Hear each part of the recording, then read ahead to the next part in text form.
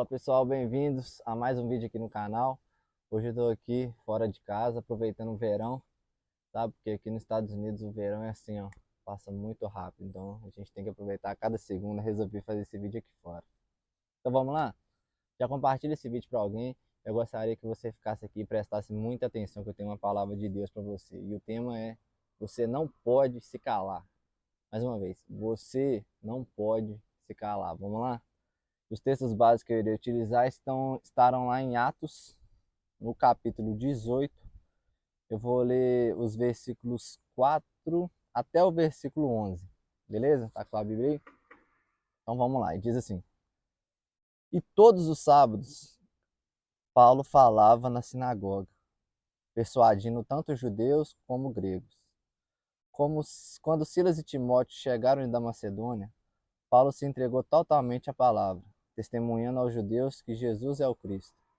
Como eles se opuseram e blasfemaram, Paulo sacudiu as roupas e disse: Que o sangue de vocês caia sobre a cabeça de vocês. Eu estou limpo dele. E a partir de agora vou para os gentios.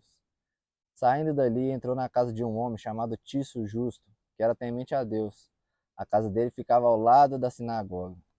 Crispo, o chefe da sinagoga, creu no Senhor, com toda a sua casa, também muitos dos coríntios.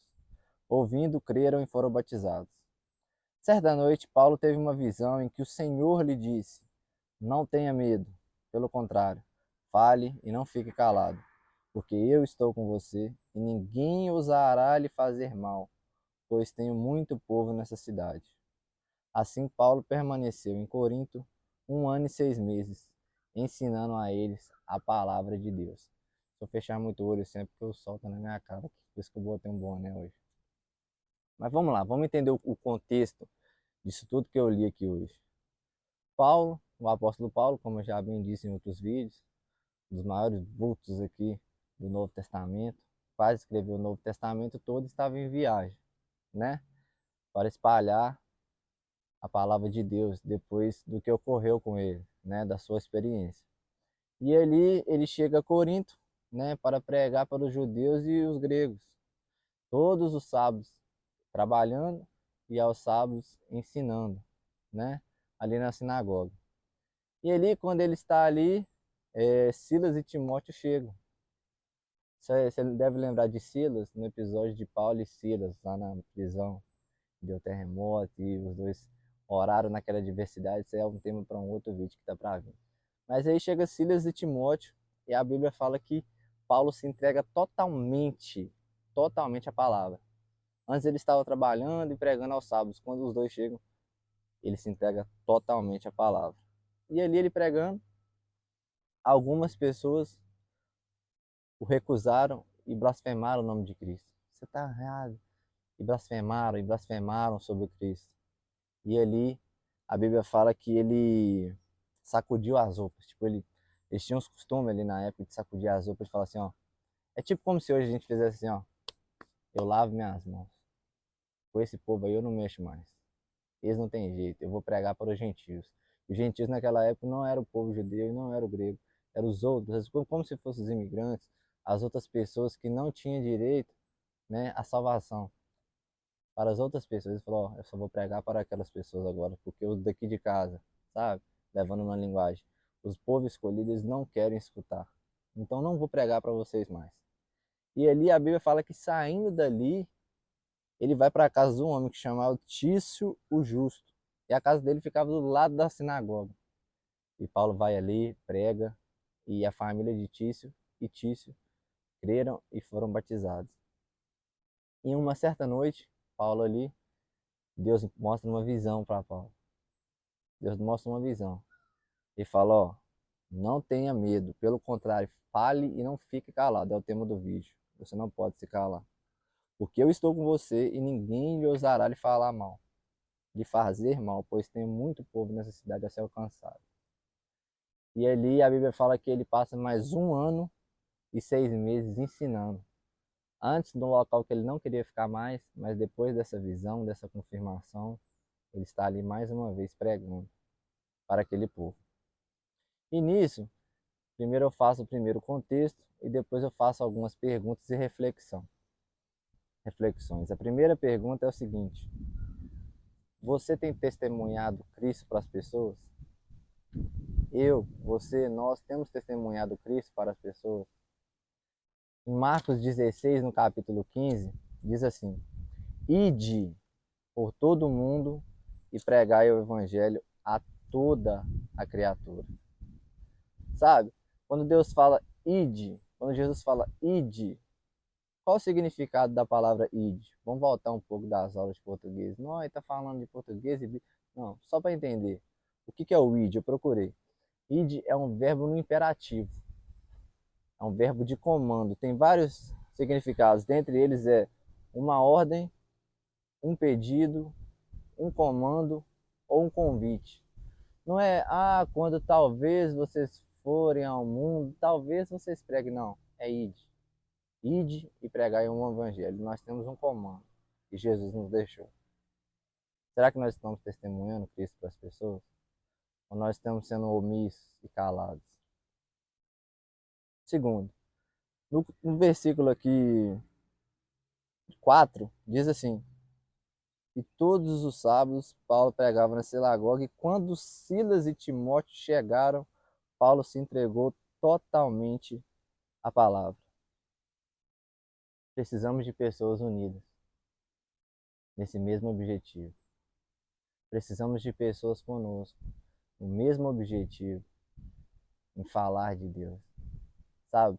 Às vezes a gente está desanimado, mas quando chega aquela pessoa te dando um suporte, você fala assim, agora eu vou no gás.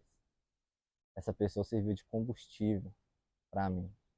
Não se rodeie de pessoas só ali falando, tipo, botando para baixo. Rodeie de pessoas que querem o mesmo objetivo, que querem o mesmo propósito, que é pregar a palavra de Deus.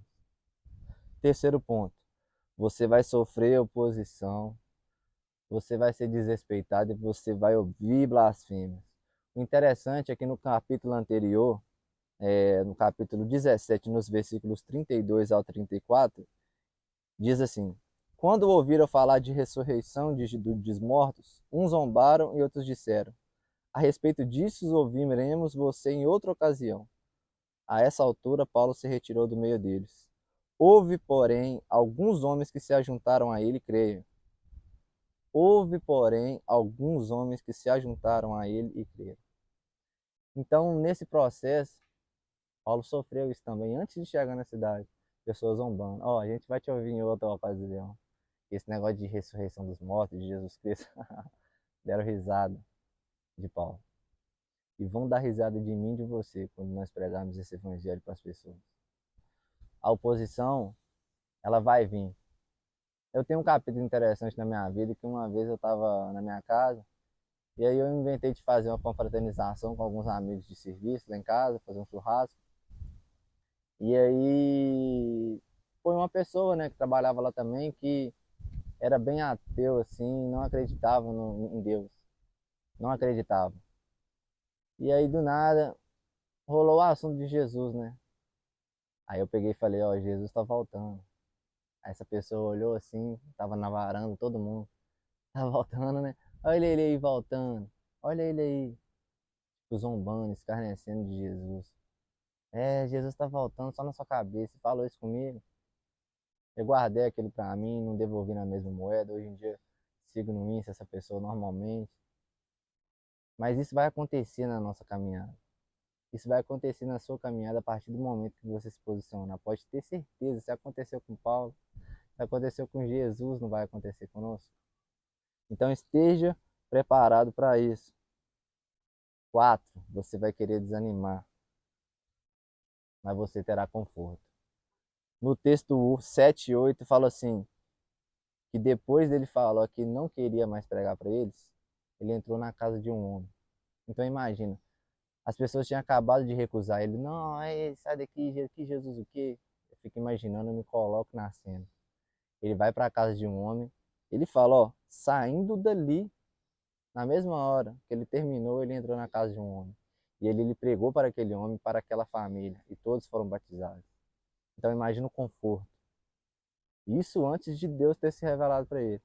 Imagina o conforto que ele teve. As outras pessoas não quiseram ouvir, mas eu vim aqui, e pessoas ouviram, e pessoas foram salvas. Eu acho que ali Paulo já teve um combustível maior, sabe? De permanecer, mesmo depois das coisas não saírem do jeito que ele queria. Número 5. A confirmação irá vir. Nesse texto, a confirmação veio através de uma visão. Mas muitas das vezes vai ser através do nosso testemunho interior, vai ser através, né, de revelações de pessoas, de sonhos. Deus tem um plano personalizado para cada um de nós, mas a confirmação vai vir. Você vai passar por momentos difíceis, por momentos críticos. Ah lá o crente, ah lá, todo mundo tem um passado. Nós somos nova criatura. As coisas velhas já se passaram, eis que tudo se fez novo. Há um texto na Bíblia que diz isso. Então a confirmação vai vir. E já veio para mim também. Um dia depois eu quero gravar um vídeo com a minha experiência que eu tive. E veio uma confirmação para mim. E eu oro todos os dias para que ele se confirme em você, sabe? O propósito da vida de vocês. Porque viver uma vida sem propósito é como viver uma vida sem rumo. E número 6. Não pare e não se cale. O interessante é que depois daquela visão que Deus deu a Paulo ali, falando, ó, ninguém ousará lhe tocar. Eu estarei com você. Não se cale. Ele não parou. A Bíblia fala que ele ficou ali naquela região mais 1 ano e 6 meses pregando. Imagina quantas pessoas não foram salvas ali através dele. Quantas pessoas Deus não tocou através das pregações dele. A Bíblia não relata, mas há muita coisa que pode acontecer em 1 ano e 6 meses. Muita coisa pode acontecer em um dia. Mas em 1 ano e 6 meses, eu falo para você, aconteceu muita coisa ali. E ele não parou. E ele não parou. E era interessante que Deus sempre se revelava a ele. Deus sempre dava o direcionamento a Paulo, vai aqui, faz isso, vai lá, não pare. E Paulo estava ali, conectado com Deus. Meus irmãos, não pare, não pare. Você que está começando a sua caminhada agora, você que está retornando a vida como um cristão, como um crente de novo, não tenha vergonha de espalhar o amor de Cristo, sabe? Porque seríamos muito egoístas se quiséssemos a salvação para nós mesmos. Seria muito egoísta, muito egoísmo somente se a gente quisesse ir na igreja. Eu, minha família está salva, minha mulher, meu filho, está tudo bem. Mas pessoas precisam de um Paulo. Mais pessoas precisam de um Paulo.